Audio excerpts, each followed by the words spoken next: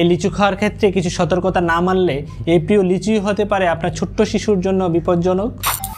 বাংলাদেশ ও ভারতের কিছু এলাকায় প্রতি বছর গ্রীষ্মকালে দেখা যায় সুস্থ শিশুদের মাঝে আকস্মিক খিঁচুনি, অজ্ঞান হয়ে যাওয়া, এমনকি মৃত্যু। গবেষণায় দেখা গেছে খালি পেটে বেশি কাঁচা বা আধা পাকা লিচু খাওয়ার কারণে হাইপোগ্লাইসিমিয়া বা ব্লাড গ্লুকোজ লেভেল অনেক কমে যায়।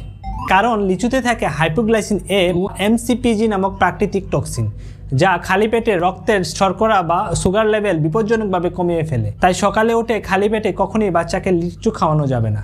এখন প্রশ্ন আসতে পারে, কত বছরের নিচে বাচ্চাদের লিচু খাওয়ানো যাবে না?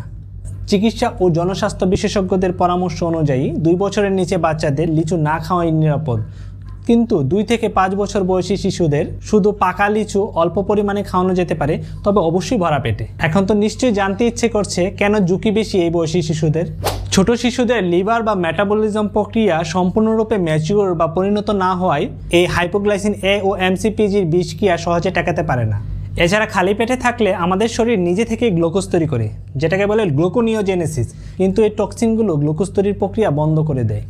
ফলে রক্তের গ্লুকোজ বা শর্করা লেভেল একদম কমে গিয়ে হাইপোগ্লাইসেমিক এনসেফালোপ্যাথি হয়, যা ব্রেনের মারাত্মক একটি রোগ, যাতে মৃত্যু ঘটায়।